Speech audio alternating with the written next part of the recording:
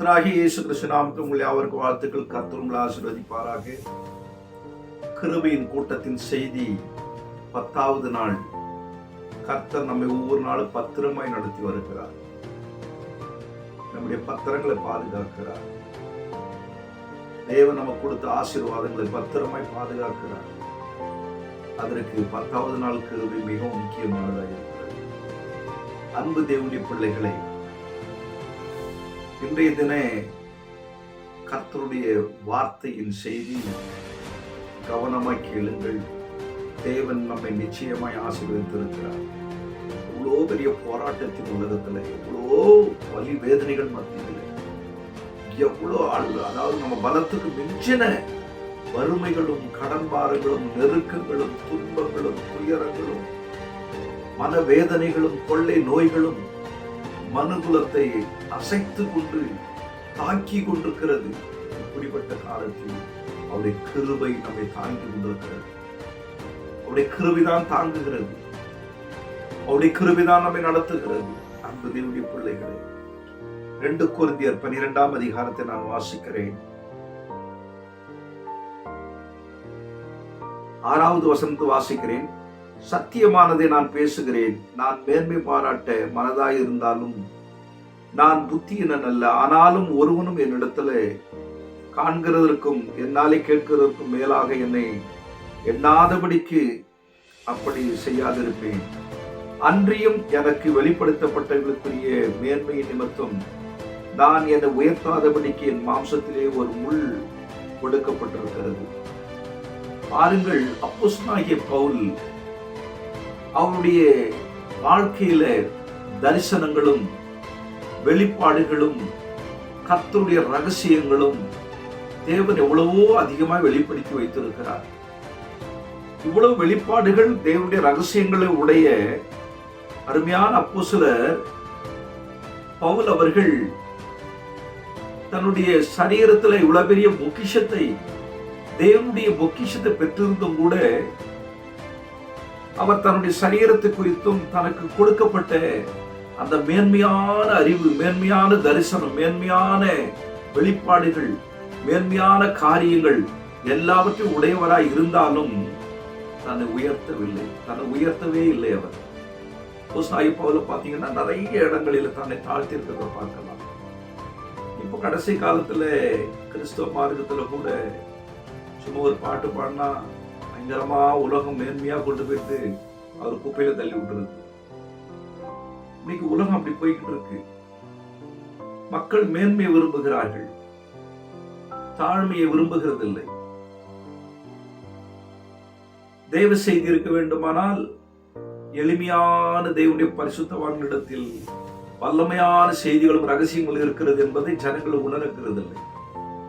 அவருடைய பார்வைக்கு மேன்மையாய் காணப்பட்டால் போதும், அவங்கதான் சத்தியத்தை உடையவர்கள் என்று ஏமாந்து கொண்டிருக்கிறது, ஏமாந்து போய் கொண்டிருக்கிறார்கள். ஆனால் அப்போஸ்தலனாகிய பவுல் பாருங்க, தன்னை உயர்த்தாதபடிக்கு அவர் மிகவும் ஜாக்கிரதையான ஒரு நடைமுறையில வாழ்கிறதை நம்ம பார்க்கிறோம். ஆகையினால அன்பு தேவனுடைய பிள்ளைகளே, இன்றைய உலகத்திலே நம்ம தன்னைத்தானே புகழ்ந்து கொண்டு தன்னைத்தானே பெருமை பாராட்டி கொண்டு கர்த்தருடைய ரகசியங்களை இழந்து போனவர்கள் ஏராளம் பேர் உண்டு. ஆகையினாலே அப்போஸ்தலனாகிய பவுல் சொல்லுகிறார், அன்றியும் எனக்கு வெளிப்படுத்தப்பட்டவர்களுக்குரிய மேன்மை நிமித்தம் நான் என்னை உயர்த்தாதபடி என் மாம்சத்தில் ஒரு முள் கொடுக்கப்பட்டிருக்கிறது. என்னை நான் உயர்த்தாதபடிக்கு அது என்னை கூட்டும் சாத்தானுடைய தூதனாய் இருக்கிறது.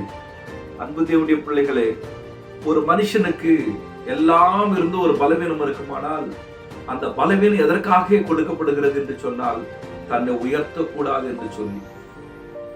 பெரிய பரிசுத்தவானா இருக்கட்டும், சுவிசேஷகரா இருக்கட்டும், யாரா இருக்கட்டும், கிறிஸ்துவ தேவ பிள்ளைகளுக்கு ஏன் தேவன் சில நேரங்களில் பலவீனங்களை அனுமதிக்கிறார் என்று சொன்னால், அந்த பலவீனம் வருவதற்கு ஒரே ஒரு காரணம், நம்ம வாழ்நாள்ல கர்த்தரை தவிர நம்ம உயர்த்தக்கூடாது. அதற்காக தான் அந்த பலவீனத்தை கர்த்தர் அனுமதிக்கிறார். பாருங்க, அவர் சொல்றாரு, என்னை உயர்த்தாதபடி எனக்கு ஒரு முள் கொடுக்கப்பட்டிருக்கிறது. அது என்ன செய்யுதுன்னு கேட்டா, என்னை உயர்த்தக்கூடாது என்று சொல்லி என்னை உணர்த்தி காண்பிக்கிறது.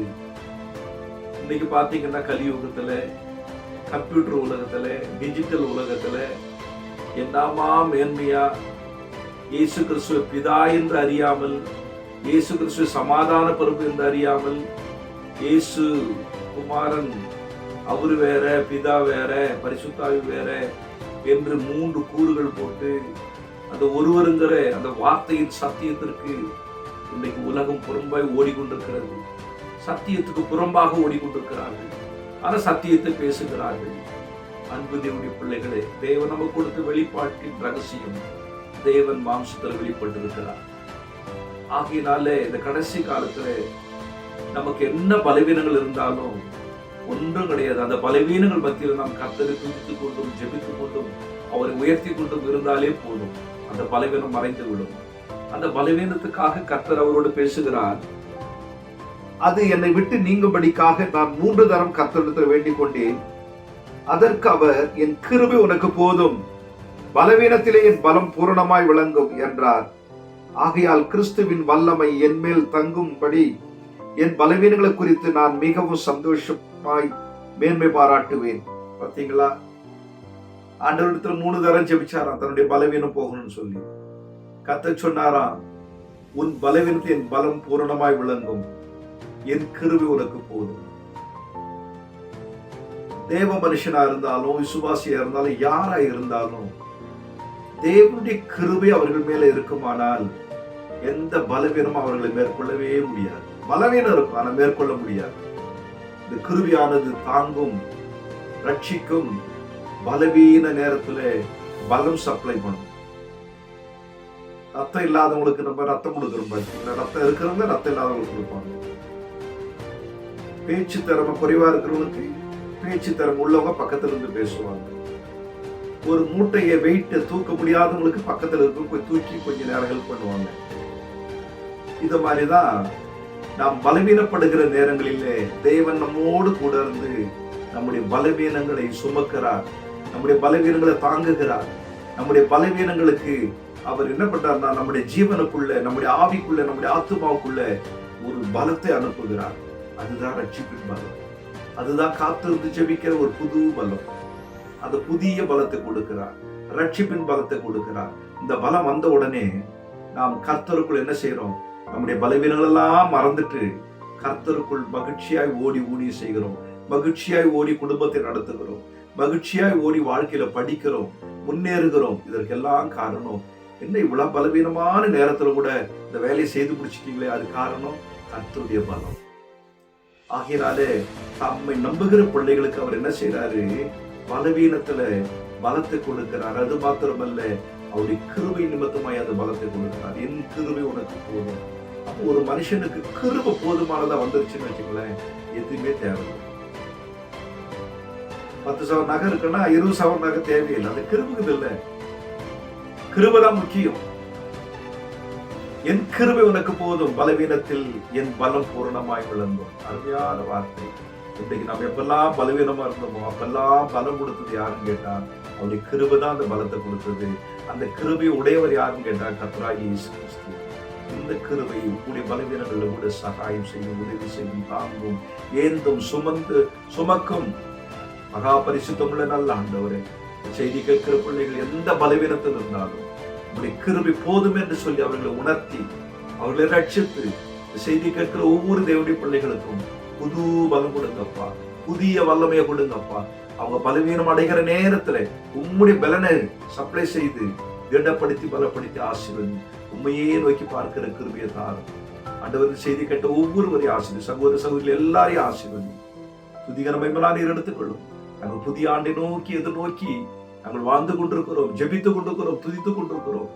எங்கள் மேல, சபையின் மீது, எங்கள் தேசத்தின் மீது, எங்கள் நாட்டு மக்கள் மீது, எங்கள் உற்றார் உறவினர் மீது, எங்களுக்கு கொடுக்கப்பட்ட சபை பிள்ளைகள் மீது இரக்கமாயிரும், கிருபையாயிரும். இயேசுவின் நாமத்தில் பிதாவே, ஆமென்.